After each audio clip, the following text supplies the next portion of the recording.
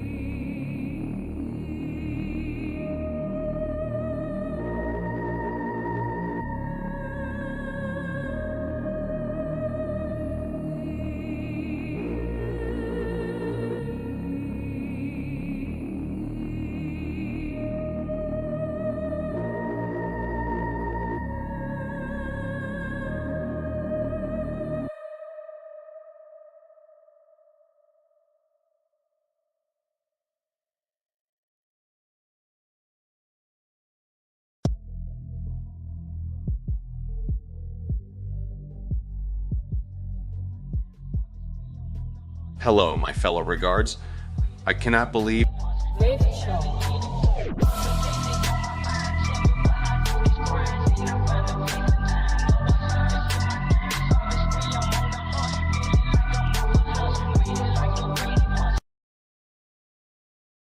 Hello, my fellow regards. I cannot believe it's been a year since we've been doing these mock pre-FOMC press briefings. So let's get started, shall we? There won't be any rate hikes or cuts because my hands are tied. The rate of inflation is slowing down.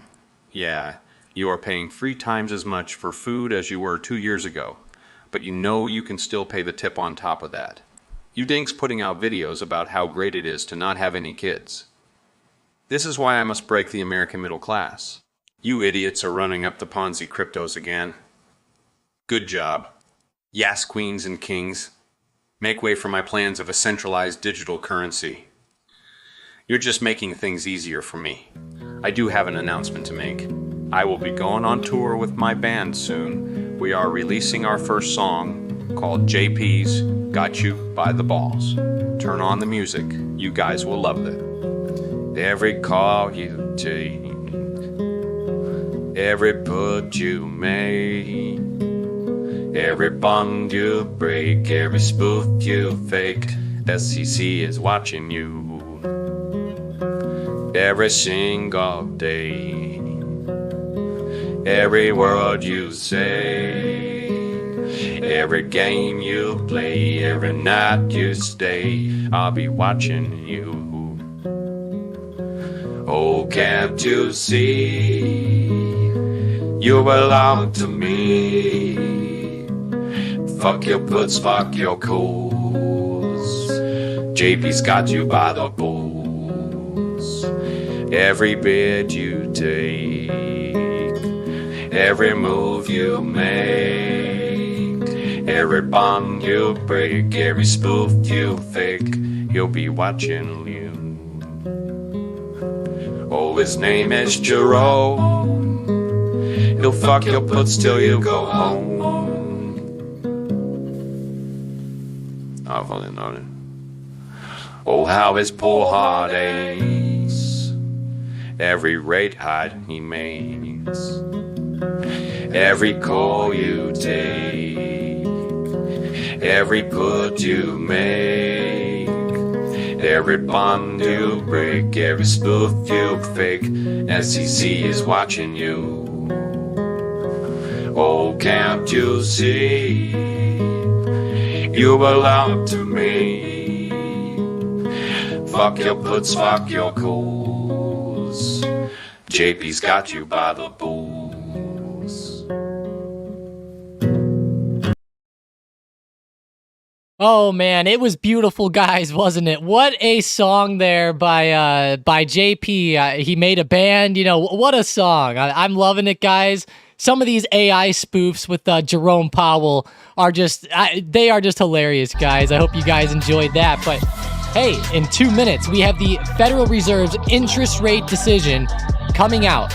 Now, hey, everybody should know by now that this is probably going to get struck down, right? It's going to be paused.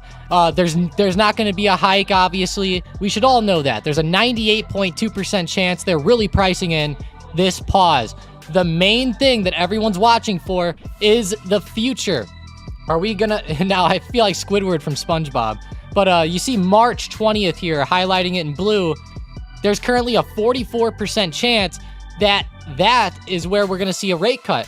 And then there's a 52% chance of a pause. Now, I'm looking for this number to maybe flip a little bit. If Powell says something along the lines of easing or something like that a little bit sooner, we might see this March number jump up and the cut might switch to March. Now, at the same time, we're sitting down here right now. May is where they're looking to have the cuts finally starting. So I'm sitting here and I'm just going to watch the data as we go through today. Maybe I'll even screenshot it right now. Pre-meeting. I'm going to copy it and throw it up in the SM chat so I have it in there. But that's the pre-meeting numbers. I'm going to label it real quick. All right. And now after this decision, depending on what changes in the wording and etc., we're going to see if these numbers are changing. Now, I really think it's going to be a pause this time. If you guys think it's not going to be a pause, that sounds pretty crazy, right? Because obviously they're really pricing that in. But as the days went here, we found a few good stocks like Netflix running up towards highs right now. And bam, there we go, guys. We got the decision, and the market is flying to the upside so far. It's loving it, 456.36, but it is getting volatile, starting to come back down now. Literally clock struck 1 p.m., and kabam, there we go. Gotta love it. Getting the movement. Come on now, SPY. There we go. New highs of the year, 465.50. Where do you guys think that this is going to get to? Wow. Just really continuing this huge uptrend. I love this overhead resistance around 470 to 473 or 474. Definitely looking for that one. Unchanged. Yeah, guys, it was a pause, right? Unchanged. We all knew that was coming. You know, obviously there was a 98% chance of that, right? It's pretty obvious that that's what they were going to do, but yes, the decision is that they did pause. Now, the big thing that we're really looking for here is some news on whether or not they're looking to maybe lower rates sooner or cut rates sooner, obviously. That's the big question. Are they going to cut rates sooner, or are they going to leave them higher longer? Judging by this price action, it's great. The market's loving this. Running up to 466 now with SPY. One big thing is that I will say this. Powell, when he starts speaking, he might mention that we need rates higher for longer. He might mention something weird or something along those lines. So just keep that in mind here today as we're navigating throughout this event. But for now, the bulls are definitely taking the market by storm here. Up above 466 already. That is quite the run. I wonder if it'll get volatile, though, and come right back. Hopefully, it just keeps going, because so far, so good. Let's go switch over to Apple, Microsoft, other stocks in the market, especially the bigger players. Looking great here. Microsoft starting to come up off of intraday support, actually, as well. Nice double bottom right at 373.20. That is actually looking perfect, guys. If you're a dip buyer out there and you're trying to play some momentum up, boy, with this thing being close to support, it is one of the more enticing stocks of the day, because you can just have a stop under that support. Just keep in mind, though, the market's going to get very volatile. I'm not playing any of this price action, I'll tell you that. Not right now.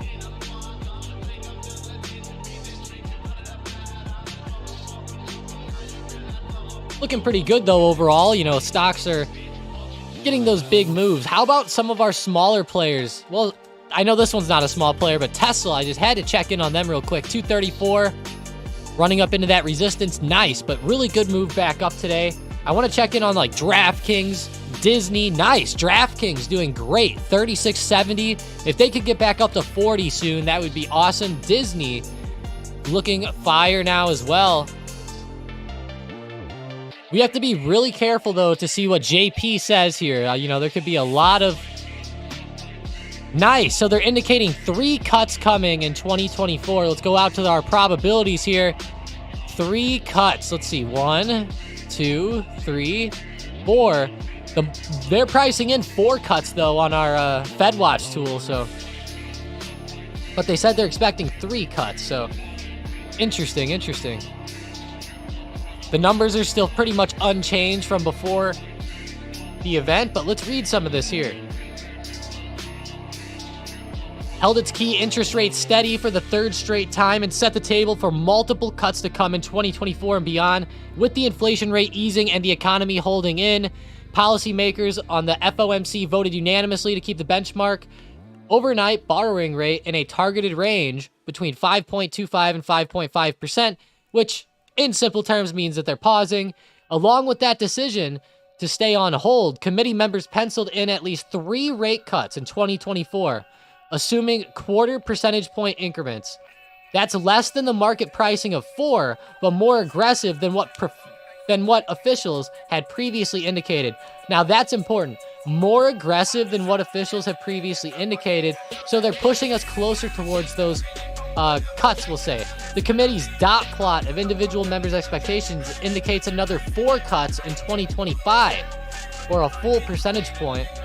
3 more reductions in 2026 would take the Fed funds rate to between 2 to 2.25%, close to the long-run outlook. Though there was considerable dispersion in the estimates for the final 2 years, on net, assuming 1 more hike this year, the committee had indicated just 1 cut in 2023 in the last update. So they went from 1 cut in 2023. Okay. All right. Well, that's for sure. But it says on net, assuming 1 more hike this year. What? They're getting me confused there, but I don't know why they're talking. Sometimes the people who write these articles are just really like messed up sometimes, seriously, the way they word stuff. But I'm really glad though. Let's see, along with the interest rate hikes, the Fed has been allowing up to $95 billion a month in proceeds from maturing bonds to roll off its balance sheet. That process has continued, and there's been no indication the Fed's willing to curtail that portion of their policy tightening. So that's pretty big. They're still unloading the bonds like people have been talking about. But man, that SPY just keeps going. 467, guys. Holy shit. Let's see, DraftKings really fast. Wow, 36.85. I wish I wouldn't have bought a hedge earlier today. Oh, that's funny. Yeah, I wish I wouldn't have bought the hedge. That's for sure. For certain here. How high is it even up here? Oh, not too bad.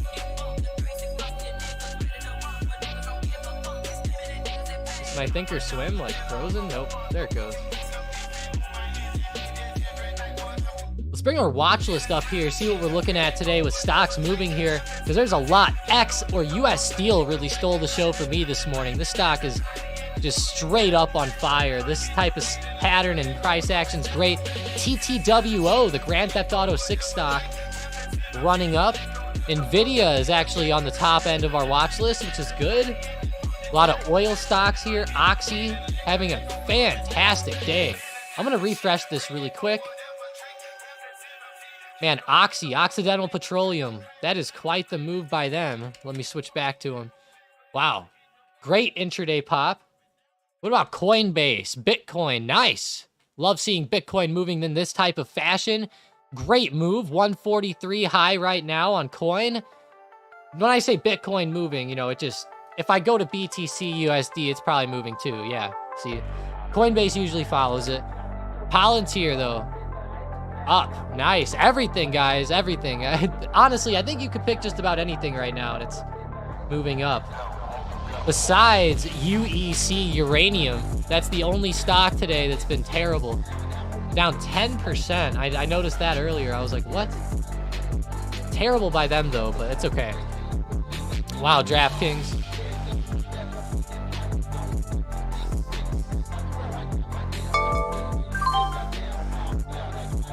Closing the hedges, guys.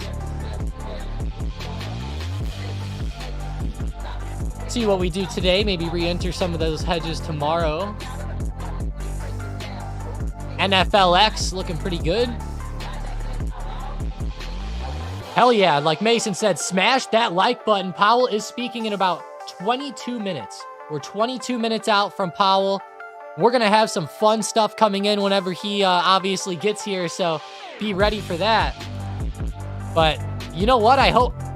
What do you think? Well, I guess there can't be any protesters at this event, but I was going to say, like, imagine if there were more protesters. That would be kind of messed up here today.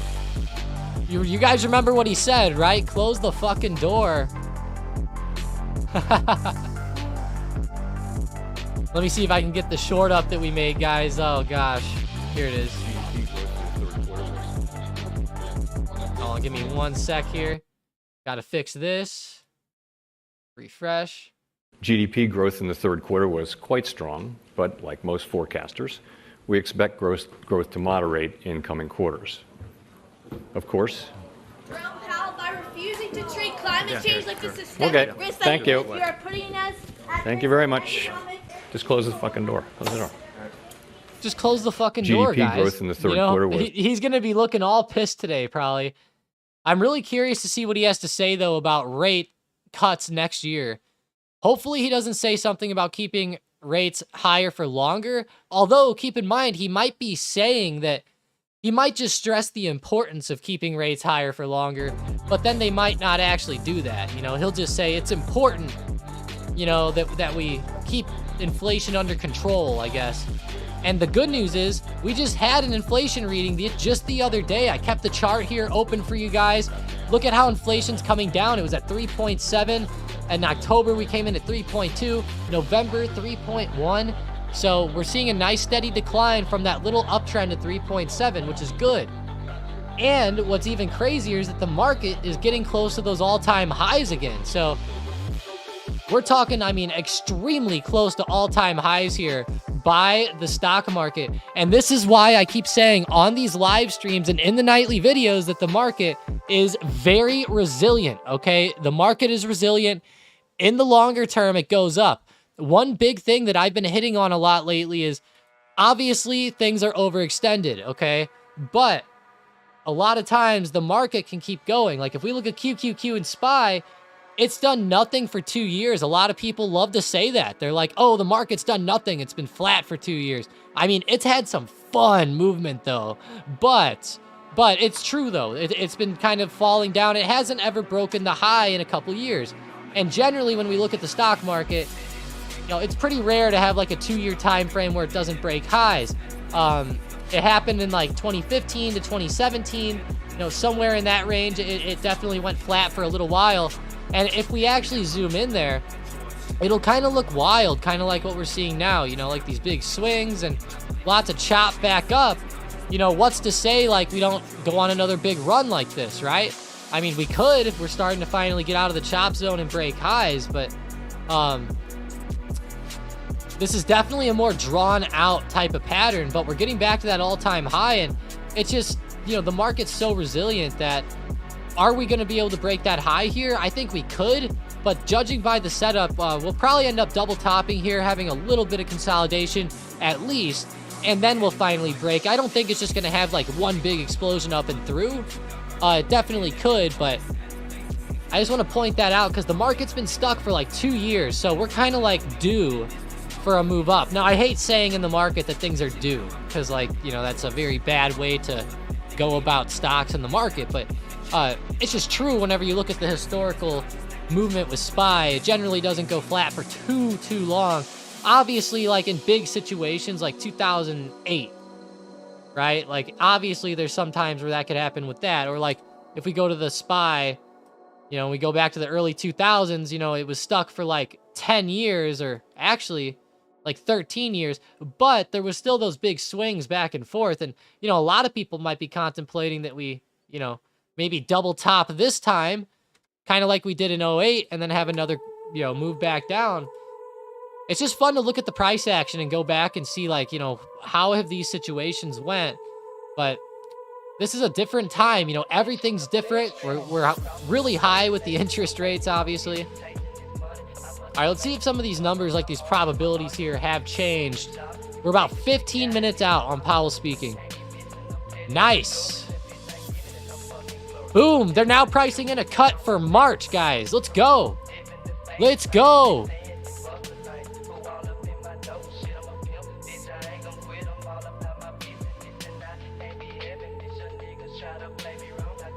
Look at that, guys. That is badass there. That is exactly what the market wanted to see. Remember, we talked about this just before all of the data came out. Smash that like button, guys. Let's go. Let's go. Smash that like.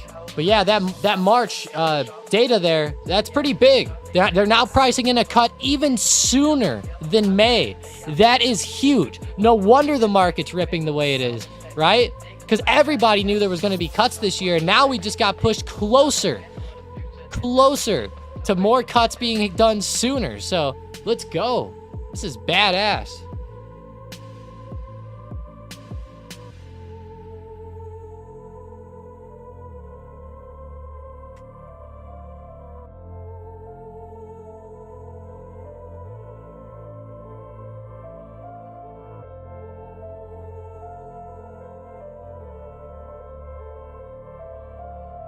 That is huge, guys. That is huge. No wonder we're getting such a big rip. Nvidia is actually starting to slow down. AMD, what about Meta? Netflix, come on, guys. These stocks need to keep going here. Apple, Microsoft, damn you. They're all slowing up a little bit. I like ZOM, though. The oil stocks are looking good.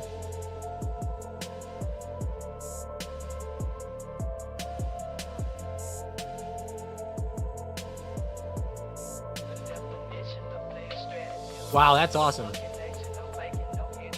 No cut in March, but what do I invest in now?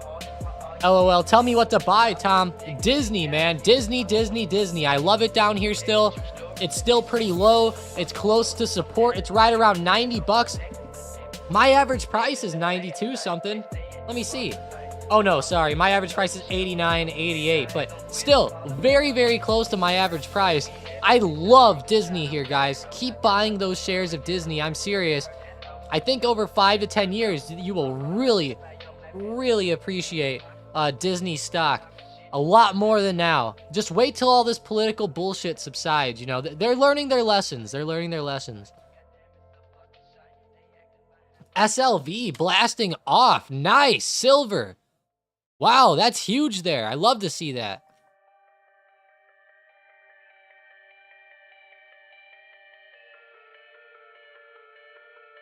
That's huge. SLV really getting a big move up. Love to see it. How's GLD? Nice, same thing. Maybe we're continuing the nice stair-step pattern. I really like silver on that recent dip. I'm really glad that it started moving. It was really close to support, too. Very, very close. James, companies are resilient. That's one thing I'll say, especially Disney. Like, imagine a company of that size. Like, they will recover, James. You know, that's a company that I will bet on that one. I don't think that they'll be done, especially because they have all this streaming stuff going on. They own ESPN. They're getting into a lot of stuff now, too. Now, I'm not saying that they're necessarily the best, James, but I do think that they will be very solid in the next 5 to 10 years, seriously. Now, it's just a long-term game, though, you know?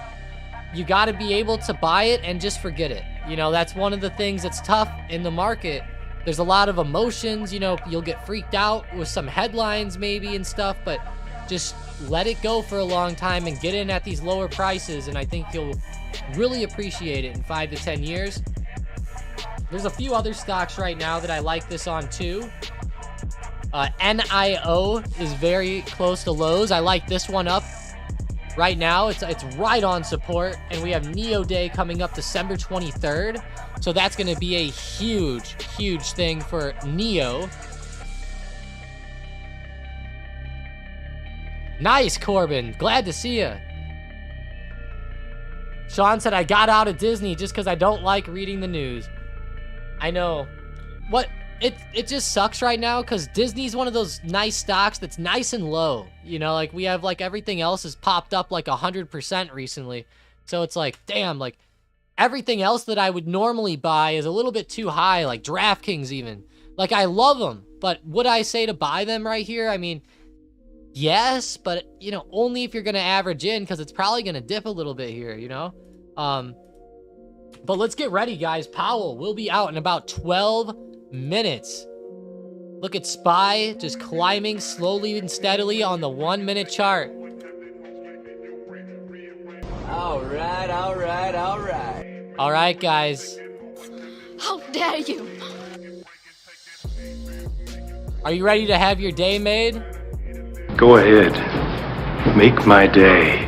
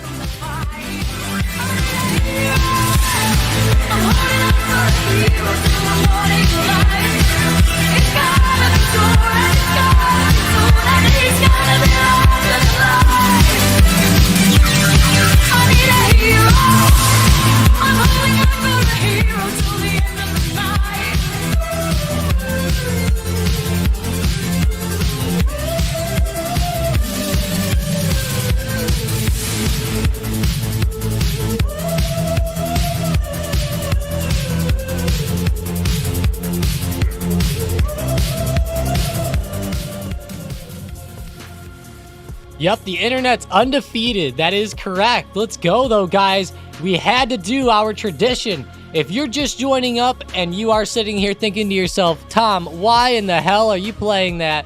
Well, obviously because of Powell. But number two, that's actually been our tradition with Powell now for just about a year or longer. So you guys gotta love it.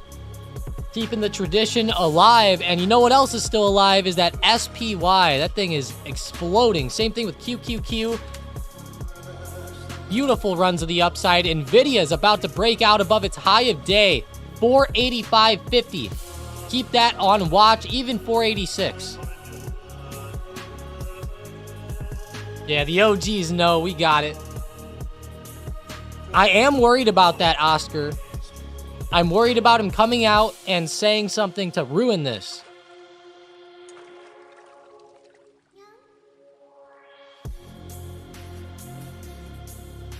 It looks like March is being priced in pretty strongly now, though, so that's good. The market is resilient, and I love to see it. Love to see it. Let's see that heat map. Nice and updated, getting greener. This thing is delayed, but it should start getting really green really soon. Strangles. Yeah, you know, some strangles might not be bad. Wait. No. Sorry, strangles. No. My bad. Iron condors are what I'm looking for, I would say. I don't think I would do a strangle right now, though. Not with the market so high. Plus, whenever Powell speaks, I mean, we don't know what's going to happen. That could, like, ruin all the price action. And if the market just stays the same, then you're fucked. But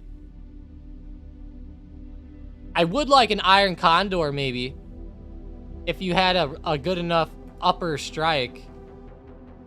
Or upper leg, I guess. Like 470, 473 or something like that.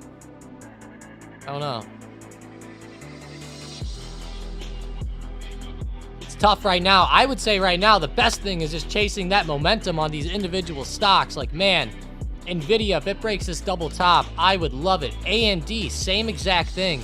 Watch 140 overhead on AMD. Let's go to the book map. AMD actually has a ton of stuff at 140 here. My book map's not letting me fast forward, but that's okay. Yeah, here we go, AMD. Right at 139 and 140. There's 117,000 shares stacked up at 140 on AMD. That is pretty big, guys. That's a lot of shares stacked up at one spot. If that breaks, the floodgates might open on AMD, and in a good way.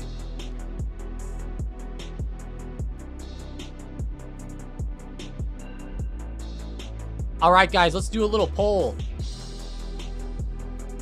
Poll with Powell.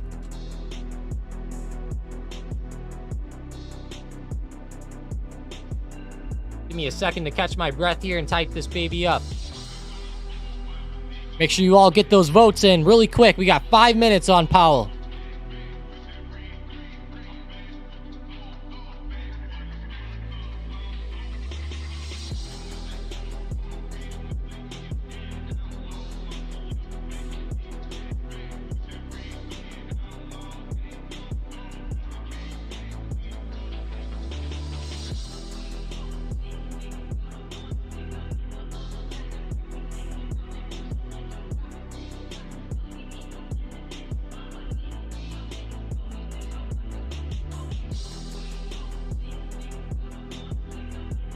All right, there we go, guys. Get those votes in.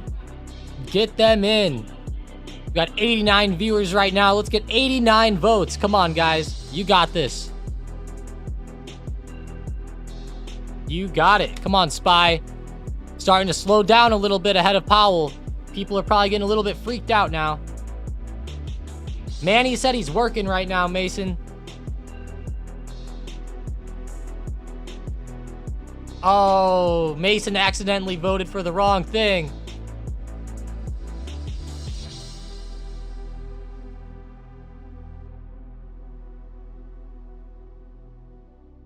Do you see Tesla 233 support? Let's go check it.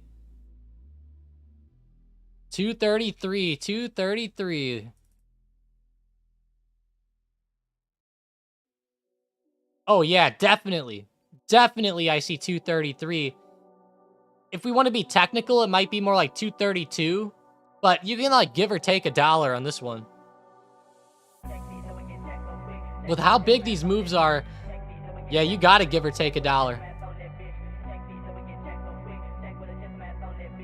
The question, Oscar, is will Powell make the market pop or drop? We got 4 choices. Pop higher, keep it high, drop it back down, and get us by the balls. Get us by the balls. Oh, Patrick's poll is blank again. Damn it. Sorry about that, guys. Hey, if your poll is blank, maybe go try don't do it right now. No, don't leave the stream, guys. We're gonna have Powell out here in just a second. But you're gonna want to maybe update your YouTube or something like that, maybe. That's kind of what I'm guessing. And just so we're all clear, as always, if Powell's kind of quiet, I will boost that sound up for him. So sometimes these people have shitty microphones or I don't know what the hell they're thinking, but CNBC sometimes sucks. So if it sucks, I will boost that sound for us and I'll make sure that we get it nice and clear and loud. I hate myself for selling my AMD calls midday. I know, right? AMD is fire, but you know what? It's probably better to cut because did we know the market was going to rip up like this? I mean, you know, a lot of people were expecting the Feds to go this way, but I was kind of expecting the opposite. I actually was looking for the market to take a dip. I bought some DraftKings put options and I was trying to hedge some bets there or hedge some shares. But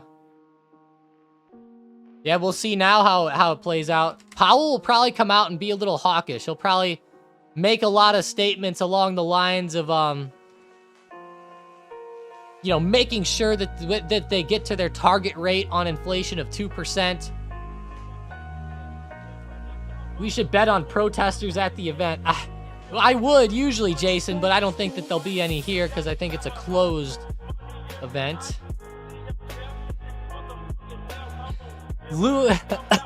Sorry.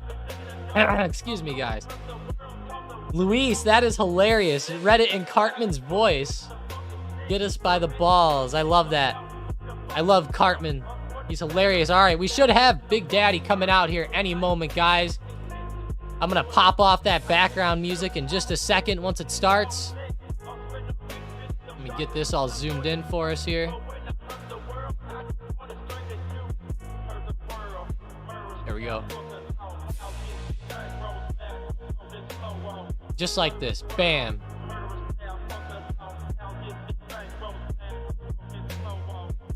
Come on, Powell, get out here.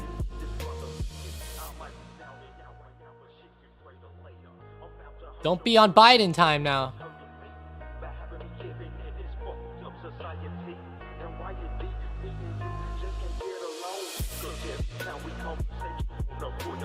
Come on, Powell, get out here. I'm gonna have to refresh the page. Nope, nothing still. Is CNBC fucking us today? I'm gonna go to the Federal Reserve website and see what's up.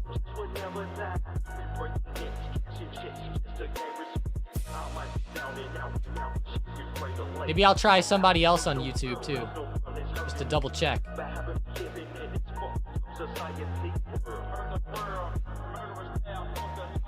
Restoring price stability He's is up. essential to achieve a What are sustained these guys period of doing? strong labor market conditions that benefit all. I'm watching Bloomberg from now on. Since early last year, the CNBC, FOMC has how significantly dare you. tightened the stance of monetary policy. We've raised our policy interest rate by 5.25 percentage points and have continued to reduce our securities holdings at a brisk pace. Our actions have moved our policy rate well into restrictive territory, meaning that tight policy is putting downward pressure on economic activity and inflation, and the full effects of our tightening likely have not yet been felt. Today, we decided to leave our policy interest rate unchanged and to continue to reduce. Given how far we have come, along with the uncertainties and risks that we face, the committee is proceeding carefully. We will make decisions about the extent of any additional policy firming and how long policy will remain restrictive based on the totality of the incoming data, the evolving outlook, and the balance of risks. I will have more to say about monetary policy after briefly reviewing economic developments. Recent indicators suggest that growth of economic activity has slowed substantially from the outsized pace seen in the third quarter. Even so, GDP is on track to expand around 2.5% for the year as a whole, bolstered by strong consumer demand as well as improving supply conditions. After picking somewhat over the summer, activity in the housing sector has flattened out and remains well below the levels of a year ago, largely reflecting higher mortgage rates. Higher interest rates also appear to be weighing on business fixed investment. In our summary of economic projections, committee participants revised up their assessments of GDP growth this year, but expect growth to cool, with the median projection falling to 1.4% next year. The labor market remains tight, but supply and demand conditions continue to come into better balance. Over the past 3 months, payroll job gains averaged 204,000 jobs per month, a strong pace that is nevertheless below that seen earlier in the year. The unemployment rate remains low at 3.7%. Strong job creation has been accompanied by an increase in the supply of workers. The labor force participation rate has moved up since last year, particularly for individuals aged 25 to 54 years, and immigration has returned to pre-pandemic levels. Nominal wage growth appears to be easing, and job vacancies have declined. Although the jobs to workers gap has narrowed, labor demand still exceeds the supply of available workers. FOMC participants expect the rebalancing in the labor market to continue, easing upward pressures on inflation. The median unemployment rate projection in the SEP rises somewhat from 3.8% at the end of this year to 4.1% at the end of next year. Inflation has eased over the past year, but remains above our longer-run goal of 2%. Based on the Consumer Price Index and other data, we estimate that total PCE prices rose 2.6% over the 12 months ending in November, and that, excluding the volatile food and energy categories, core PCE prices rose 3.1%. The lower inflation readings over the past several months are welcome, but we will need to see further evidence to build confidence that inflation is moving down sustainably toward our goal. Longer-term inflation expectations appear to remain well anchored, as reflected in a broad range of surveys of households, businesses, and forecasters, as well as measures from financial markets. As is evident from the SEP, we anticipate that the process of getting inflation all the way to 2% will take some time. The median projection in the SEP is 2.8% this year, falls to 2.4% next year, and reaches 2% in 2026. The Fed's monetary policy actions are guided by our mandate to promote maximum employment and stable prices for the American people. My colleagues and I are acutely aware that high inflation imposes significant hardship as it erodes purchasing power, especially for those least able to meet the higher costs of essentials like food, housing, and transportation. We're highly attentive to the risks that high inflation poses to both sides of our mandate, and we are strongly committed to returning inflation to our 2% objective. As I noted earlier, since early last year, we have raised our policy rate by 5.25 percentage points, and we have decreased our securities holdings by more than $1 trillion. Our restrictive stance of monetary policy is putting downward pressure on economic activity and inflation. The committee decided at today's meeting to maintain the target range for the federal funds rate at 5.25 to 5.5%, and to continue the process of significantly reducing our securities holdings.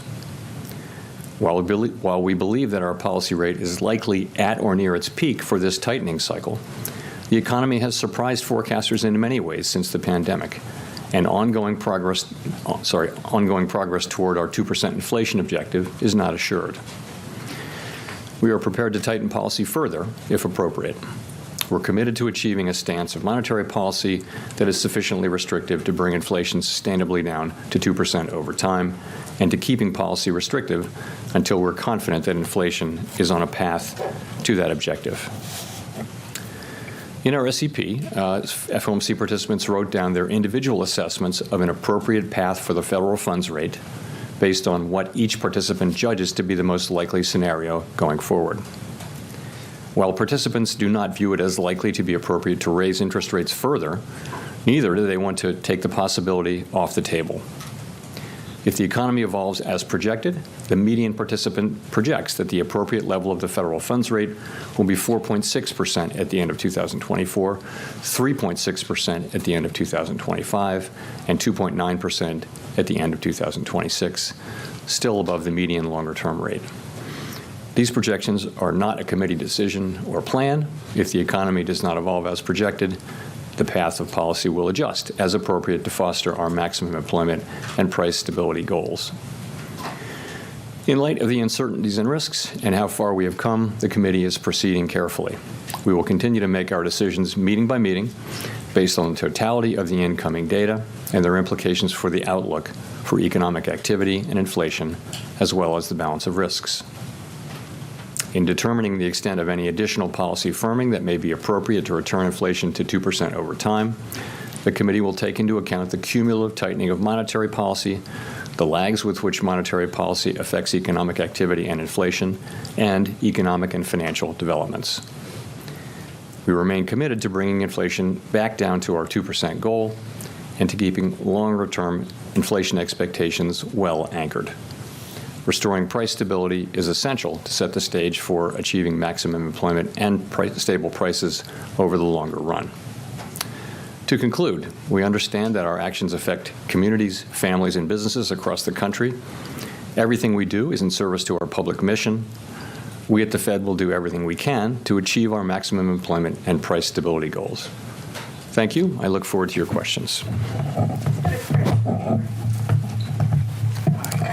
Thank you. Chris Rugaber at Associated Press. I wanted to ask, how should we interpret the addition of the word any before additional firming in the statement? I mean, does that mean that you're pretty much done with rate hikes and the committee has shifted away from a tightening bias and toward a more neutral stance? Thank you.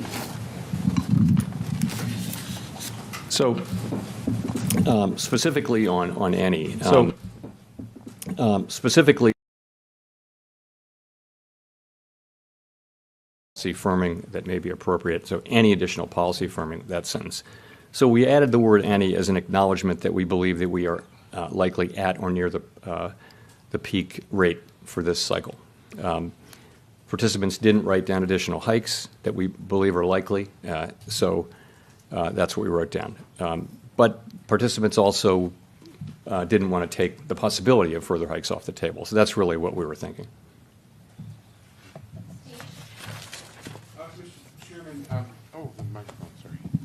Steve Leisman, CNBC. Happy holidays, Mr. Chairman. Fed Governor Chris Waller said that if inflation continues to fall, then the Fed in the next several months could be cutting interest rates. I wonder if you could comment on whether you agree with Fed Governor Waller on that the Fed would become more restrictive if it didn't cut rates if inflation fell. Thank you, sir. So, of course, I don't comment on any other officials, even those who work at the Fed. But I'll try to answer your question more broadly. So the way we're looking at it is really this. When we started out, right, we said the first question is how fast to move, and we moved very fast. The second question is really how high to raise the policy rate, and that's really the question that we're still on here. We're very focused on that. As I mentioned, people generally think that we're at or near that. And think it's not likely that we will hike, although they don't take that possibility off the table. So that's when you get to that question, and that's your answer. There's a naturally it begins to be the next question, which is when it will become appropriate to begin dialing back the amount of policy restraint that's in place. So that's really the next question, and that's what people are thinking about and talking about. And I would just say this. We are seeing, strong growth that appears to be moderating. We're seeing a labor market that is coming back into balance by so many measures, and we're seeing inflation making real progress. These are the things we've been wanting to see. We can't know. We still have a ways to go. No one is declaring victory. That would be premature, and we can't be guaranteed of this progress. So we're moving carefully in making that assessment of whether we need to do more or not. That's really the question that we're on. But of course, the other question, the question of when will it become appropriate to begin dialing back the amount of policy restraint in place, that begins to come into view and is clearly a topic of discussion out in the world, and also a discussion for us at our meeting today. Can you give some color as to the nature of that discussion today? Thank you. Sure. So it comes up in this way today. Everybody wrote down an SEP forecast, so many people mentioned what their rate forecast was, and there was no back and forth, no attempt to sort of reach agreement, like this is what I wrote down, this is what I think, that kind of thing, and a preliminary kind of a discussion like that. Not everybody did that, but many people did. And I would say there's a general expectation that this will be a topic for us looking ahead. That's really what happened in today's meeting. I can't do the head count for you in real time, but that's generally what happened today. Rachel? Hi, Chair Powell. Rachel Siegel from the Washington Post. Thanks for taking our questions. At this point, can you confidently say that the economy has avoided a recession and isn't heading for one now? And if the answer is no, I'm curious about what you'd still be looking for. I think you can say that there's little basis for thinking that the economy is in a recession now. I would say that. I think there's always a probability that there will be a recession in the next year, and it's a meaningful probability no matter what the economy is doing. So it's always a real possibility. The question is it? So it's a possibility here. I have always felt since the beginning that there was a possibility, because of the unusual situation, that the economy could cool off in a way that enabled inflation to come down without the kind of large job losses that have often been associated with high inflation and tightening cycles. So far, that's what we're seeing. That's what many forecasters on and off the committee are seeing. This result is not guaranteed. It is far too early to declare victory. And there are certainly risks. It's certainly possible that the economy will behave in an unexpected way. It has done that repeatedly in the post-pandemic period. Nonetheless, where we are is we see the things that I mentioned. I'm curious if you're looking back on the past year, you talked about navigating by the stars under cloudy skies. Can you talk about some of the ways in which the economy surprised you most this year, where you thought it would behave in one way and had to pivot to respond? Thanks. So I think forecasters generally, if you go back a year, were very broadly forecasting a recession for this year, for 2023. And not only did that not happen, that includes Fed forecasters and really essentially all forecasters. A very high proportion of forecasters were expecting very weak growth or a recession. Not only did that not happen, we actually had a very strong year. And that was a combination of strong demand, but also real gains on the supply side. So this was the year when labor force participation picked up, where immigration picked up, where the distortions to supply and demand from the pandemic, the shortages and the bottlenecks, really began to unwind. So we had significant supply side gains with strong demand, and we got what looks like a 2.5% plus, or a little more than that, growth year at a time when potential growth this year might even have been higher than that, just because of the healing on the supply side. So that was a surprise to just about everybody. I think the inflation forecast is roughly what people wrote down a year ago, but in a very different setting. And I would say the labor market, because of the stronger growth, has also been significantly better. If you look back at the SEP from a year ago, there was a significant increase in unemployment. That didn't really happen. We're still at 3.7%. So we've seen strong growth, still a tight labor market, but one that's coming back into balance with support from the supply side, a greater supply of labor. It's that's what we see, and that I think that combination was not anticipated broadly. Thanks, Howard Schneider with Reuters, and thanks for taking the questions. I wonder if you could give a little more color or detail on what motivates the lower rates next year, whether it's a coincidence, for example, that the spread between PCE inflation, core inflation, and the federal funds rate stays constant over the year. Are you simply calibrating against the fall in prices, in the price level that you're expecting, in the rate of inflation that you're expecting, as opposed to supporting the economy?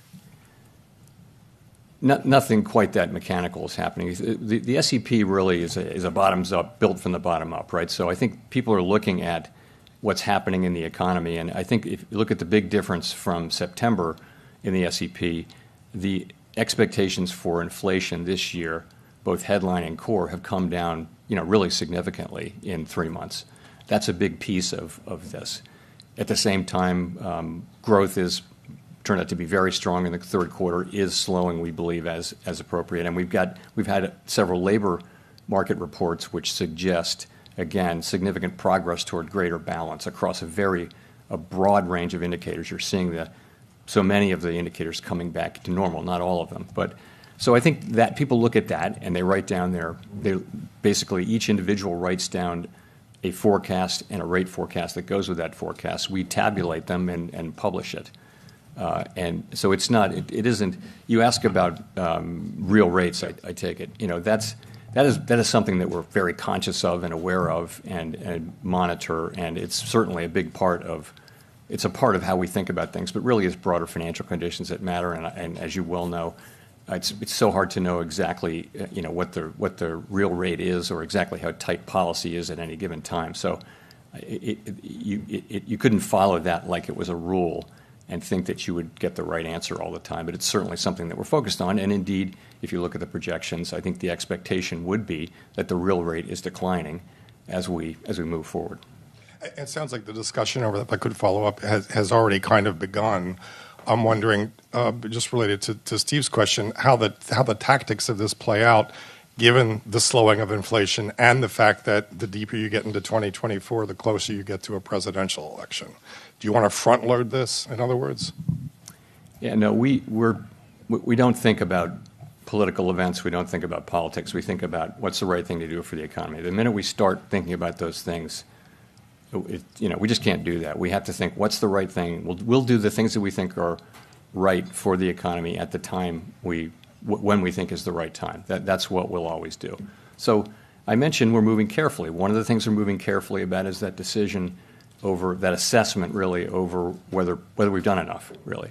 And you see that people are not writing down rate hikes. That's us thinking that we have done enough, but not feeling that really strongly, confidently, and not wanting to take the possibility of a rate hike off the table. Nonetheless, it's not the base case anymore, obviously, as it was 60, 90 days ago.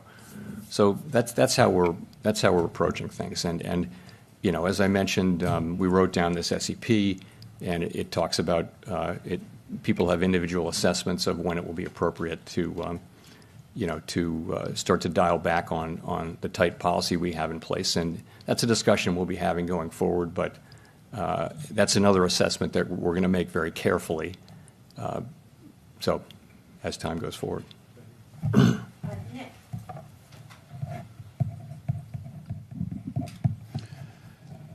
Nick Timmeros of the Wall Street Journal. Chair Powell, you've argued over the last year that policy tightening started before you actually lifted off because the market anticipated your moves and tightened on your behalf. The market is now easing policy on your behalf by anticipating a funds rate by next September that's a full point below the current level, with cuts beginning around March. Is this something that you are broadly comfortable with?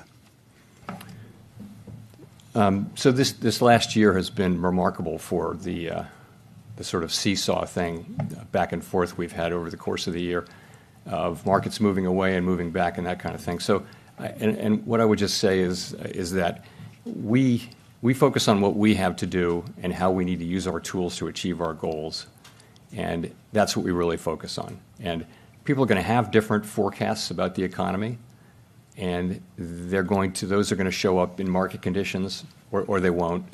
But in any case, we have to do what we think is right. And in the long run, it's important that financial conditions become aligned or are aligned with what we're trying to accomplish. And in the long run, they will be, of course, because we will do what it takes to get to our goals. And ultimately, that will mean that financial conditions will come along.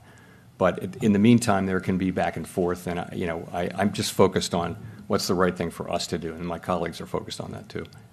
The markets seem to think inflation is coming down credibly. Do you believe we're at the point where inflation is coming down credibly? Listen, I welcome the progress. I think it's really good to see the progress that we're making. I think if you look at the 12-month measure, look at the 6-month measures, you see very low numbers. If you look at 12-month measures, you're still well above 2%. You're actually above 3% on core through November at PCE. That isn't to say I'm not calling into question the progress. It's great. We just need to see more. We need to see continued further progress toward getting back to 2%. That's what we need to see. So it's our job to restore price stability, and that it's one of our two jobs along with maximum employment, and they're equal. So we're very focused on doing that. As I mentioned, we're moving carefully at this point. We're pleased with the progress, but we see the need for further progress. And I think it's fair to say there is a lot of uncertainty about going forward. We've seen the economy move in surprising directions, so we're just going to need to see more further progress. All right, guys, get that like. Come on, let's hit 50. Gina Smilik, New York Times. Thanks for taking our questions. In the SEP from today, growth is notably below potential in 2024. If growth were to surprise us again in the way that it has for years now by being stronger than expected next year, would it still be possible to cut rates? Or put another way, is below trend growth necessary to cut rates, or would continued progress on inflation alone be sufficient? So we'll look at the totality of the data. Growth is one thing. So is inflation, so is labor market data. So we'd look at the total, as we make decisions about policy changes going forward, we're going to look at all those things, and particularly about as they affect the outlook. It's ultimately all about the outlook and the balance of risks as well. So that's what we'd be looking for. If we have stronger growth, that'll be good for people. That'll be good for the labor market. It might actually mean that it takes a little longer to get inflation down to 2%. We will get it down to 2%. But if we see stronger growth, we will set policy according to what we actually see, and so that's how I would answer. I guess the question I'm asking, if you don't mind a quick follow-up, I guess the question I'm asking, what the hell was that? Is above trend growth itself a problem? It's only a problem it's not itself a problem. It's only a problem insofar as it makes it more difficult for us to achieve our goals. And if you have growth that's robust, what that will mean is probably will keep the labor market very strong. It probably will place some upward pressure on inflation. That could mean that it takes longer to get to 2% inflation. That could mean we need to keep rates higher for longer. It could even mean ultimately that we would need to hike again. It just is. It's the way our policy works.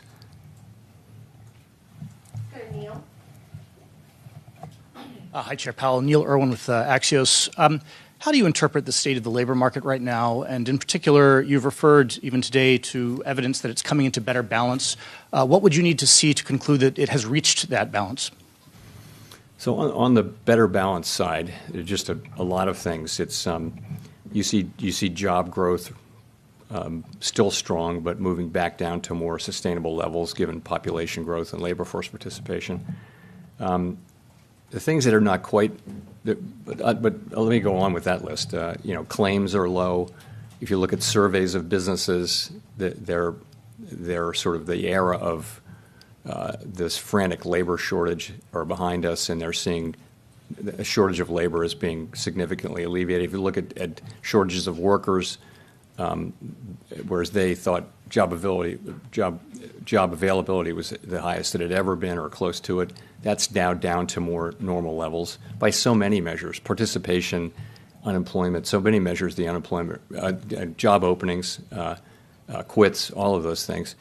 So wages are still running a bit above what would be consistent with 2% inflation over a long period of time. They've been gradually cooling off, but if wages are running around 4%, That's still a bit above, I would say. And I guess there are just a couple of other. The unemployment rate is very, very low, and these are. But I would just say overall, the development of the labor market has been very positive. It's been a good time for workers to find jobs and get solid wage increases.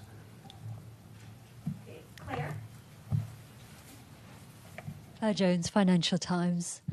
I'd say the mood among economists at the moment seems to be one of cautious optimism, which is somewhat corroborated by your forecast, by this sense that we are going to have a soft landing.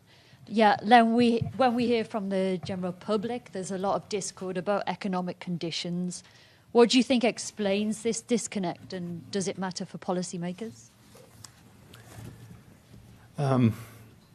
It may be. A common theme is that while inflation is coming down, and that's very good news, the price level is not coming down. Prices of some goods and services are coming down, but overall, in the aggregate, the price level is not good. So people are still living with high prices, and that is something that people don't like. And what will happen with that is wages are now real wages are now positive, so that wages are now moving up more than inflation as inflation comes down, and so that might help improve the mood of people. But we see those public opinion surveys. The thing that we can do is to do our jobs, which is to use our tools to foster price stability, which has such great benefits over such long periods of time, and which is the thing that really enables us to work for and achieve an extended period of high employment, which is so beneficial for families and companies around the country.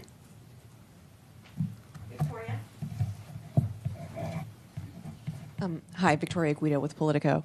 I wanted to ask, on the flip side of if things start to deteriorate rapidly, if we do fall into a recession, if we do start to see unemployment rise at sort of the levels of inflation that we're seeing now, how would you all think about that in terms of rate cuts? Would that be a sign that you've done your job demand-wise? Sorry, if the economy looks like it's starting to fall into recession, if the jobless rate starts to rise? That's not something we're hoping to see. Obviously, we're hoping to see something very different, which is continuation of what we have seen, which is the labor market coming into better balance without a significant increase in unemployment, inflation coming down without a significant increase in unemployment, and growth moderating without a significant increase in unemployment. That's what we're trying very much to achieve, and not something we're looking to see. But would you take that as a signal that you should cut rates? Obviously, what we'll do is we'll look at the totality of the data, as I've mentioned a couple of times, and certainly the labor data would be important in that. And if you can describe a situation like that where if there were the beginning of a recession or something like that, then yes, that would certainly weigh heavily in that decision.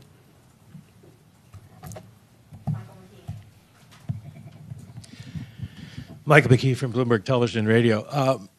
Mr. Chairman, you were, by your own admission, behind the curve in starting to raise rates to fight inflation. And you said earlier, again, the full effects of our tightening cycle have not yet been felt.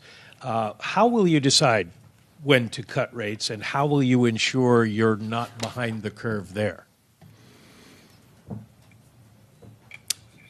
So we're aware of the risk that we would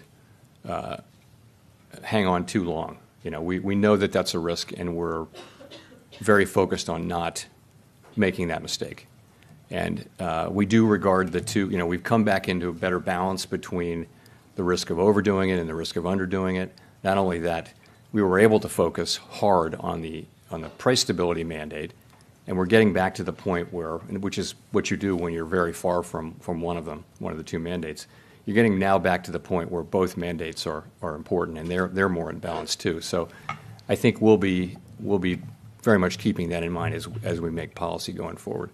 And the things we'll be looking at, I've already described. We're obviously looking hard at what's happening with demand, and what we see the same thing other people see, which is a strong economy which really put up quite a performance in 2023. We see good evidence and good reason to believe that growth will come in lower next year. And you see what the forecasts are. I think the median growth, median participant wrote down 1.4% growth, but we'll have to see.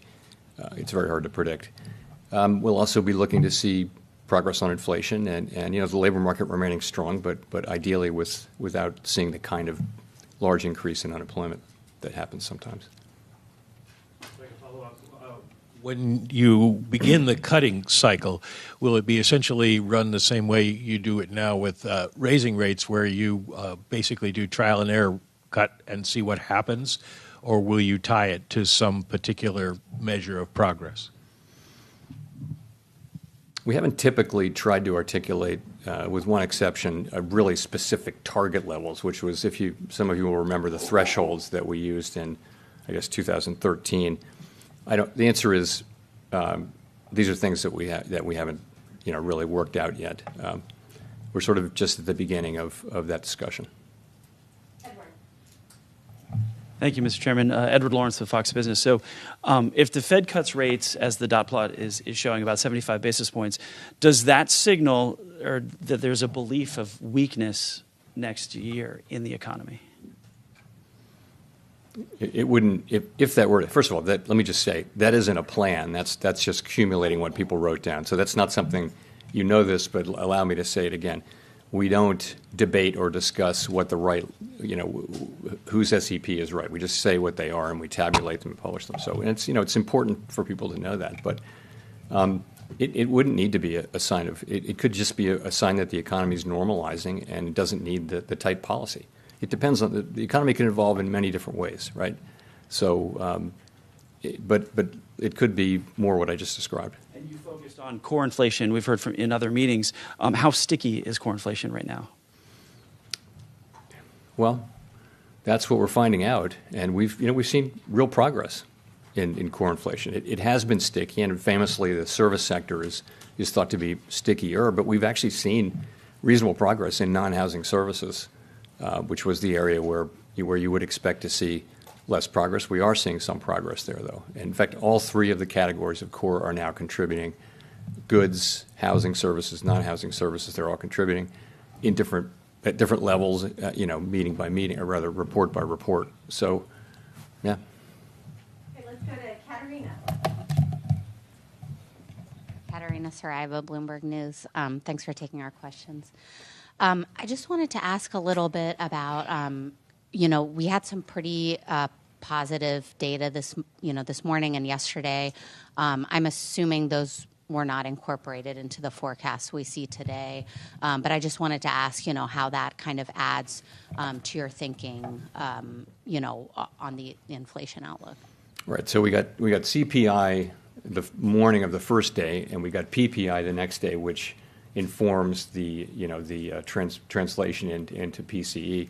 So it's very, very late in the game, but nonetheless, participants are allowed to, encouraged to update their SEP forecasts until probably mid-morning today. After that, so staff has to accumulate all of that and create the documents that you see. So until about mid-morning, maybe late morning, it's okay to update. And I believe some people did update their forecasts based on what we saw today. Okay. And you see, how are you, when you think about, starting to think about the rate cuts next year or whenever they come, how do you think about the economy we're in now, kind of post-pandemic? Do you think that there's been significant structural shifts, and is that going to change how you look at a rate cut path?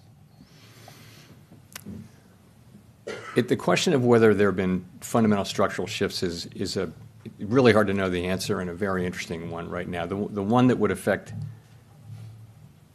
one that comes to mind, though, is just the question of where the neutral rate of interest is.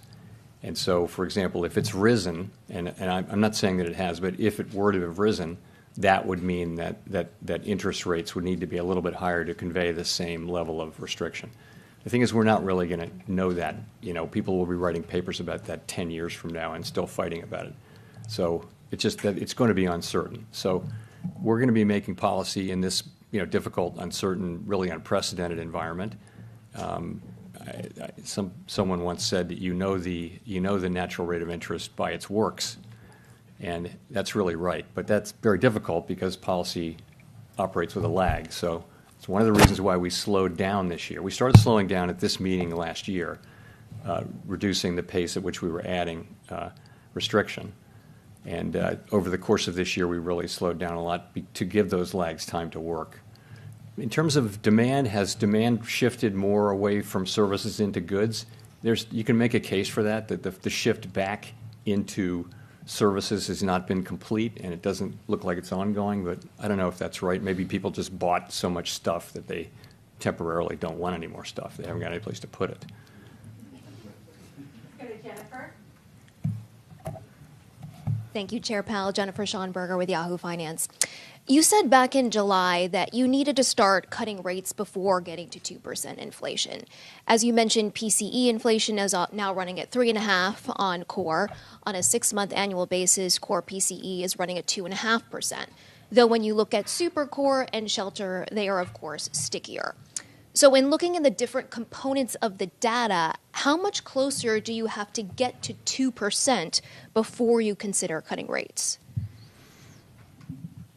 I mean, the reason you wouldn't wait to get to 2% to cut rates is that policy would be too late. I mean, you'd want to be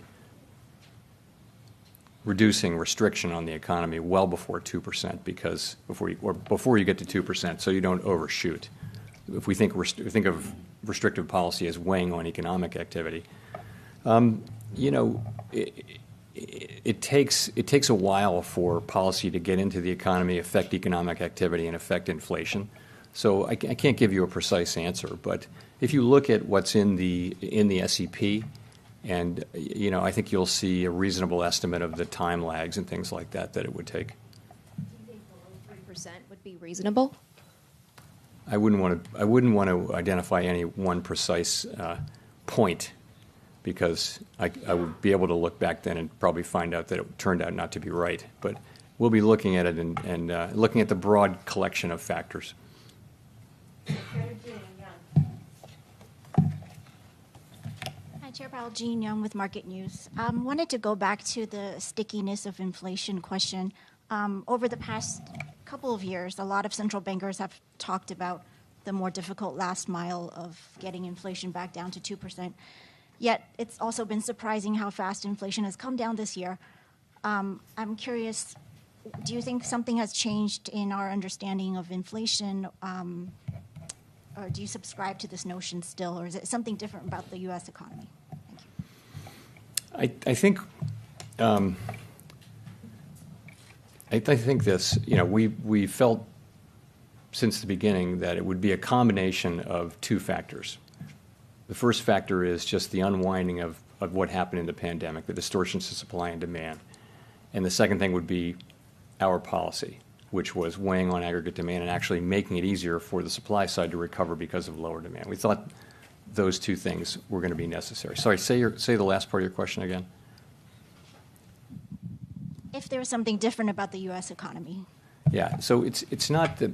It may or may not be about the U.S. economy being different. I think that this inflation was not the classic demand overload, pot boiling over kind of inflation that we think about.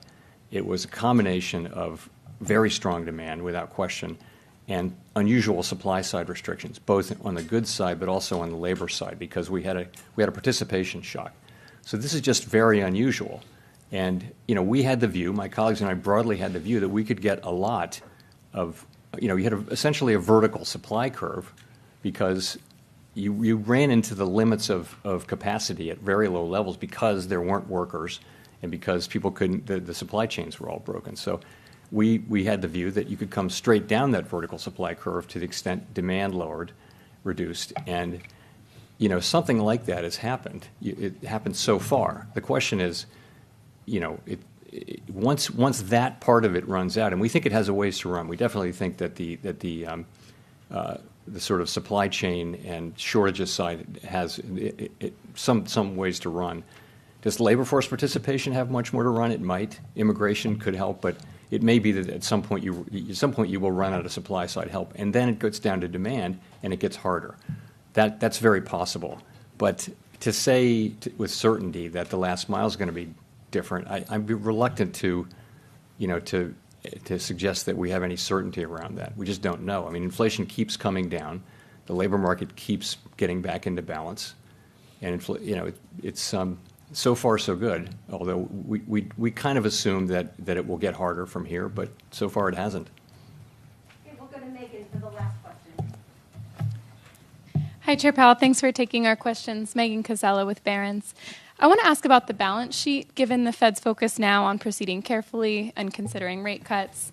And can you talk us through what the latest thinking is, and has there been any consideration of altering the pace of quantitative tightening at all? We're not talking about altering the pace of QT right now, just to get that out of the way. So balance sheet seems to be working pretty much as expected. What we've been seeing is, that we're allowing runoff each month. That's adding up. I think we're close to 1.2 trillion now. That's showing up. The reverse repo facility has been coming down quickly, and reserves have been either moving up or, as a result, or holding steady. At a certain point, there won't be any more to come out of, or there'll be a level where the reverse repo facility levels out, and at that point, reserves will start to come down. We still have, that we intend to reduce our securities holders until we judge that the quantity of reserve balances has reached a level somewhat above that consistent with ample reserves. And we also intend to slow and then stop the decline in size of the balance sheet when reserve balances are somewhat above the level judged to be consistent with ample reserves. We're not at those levels. With reserves close to $3.5 trillion. We don't think we're at those reserves. There isn't a lot of evidence of that. We're watching it carefully, and so far it's working pretty much as expected, we think. Adjusting that thinking at all by the time you're considering or moving forward with rate cuts? Is that time to rethink, or are you still going to follow that thinking? So I think they're on independent tracks. So you're asking, though, the question, I guess you're implying the question of can you continue with QT at such time, QT, which is a tightening action, at such time as policy is still tight? And the answer is it depends on the reason. If you're cutting rates because you're going back to normal, that's one thing. If you're cutting them because the economy is really weak, so you can imagine you have to know what the reason is to know whether it would be appropriate to do those two things at the same time. Thanks very much. Powell's like, I'm fucking done with this.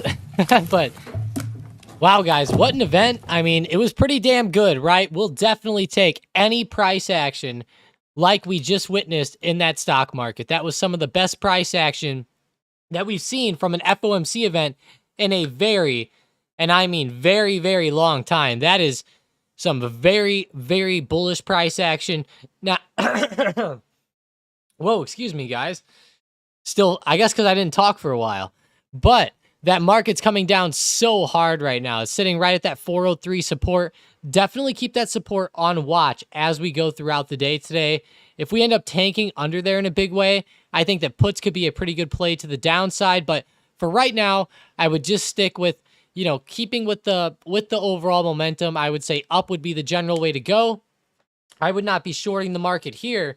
Honestly, I would just wait until tomorrow at this point and then hope that this momentum continues. And if we get some good bullish price action tonight, maybe make out some strategies, look at the market, look at a few stocks like Nvidia. They're actually rejecting down pretty hard. AMD, Meta, etc. Maybe try to make some good plays on these babies tomorrow. Also, oh wow, Microsoft just fell under intraday support, guys. Oh my gosh. That is a big move under support. That one really got me excited. Holy shit.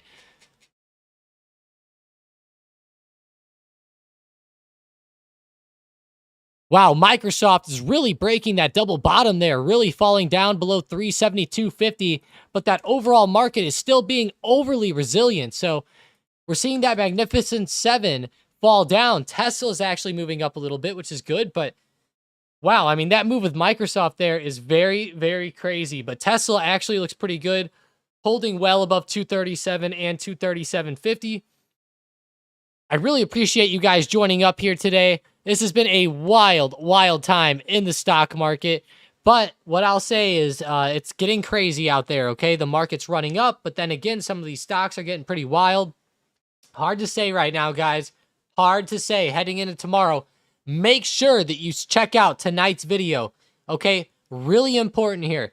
Comment on tonight's video. Say that you came from the live stream and let us know exactly how you feel about the market heading into tomorrow. I want to read all the awesome comments. I want to hear everybody's explanation on what you think for tomorrow. I'm not kidding you. I will read every single paragraph. I know some of you guys can get pretty in-depth.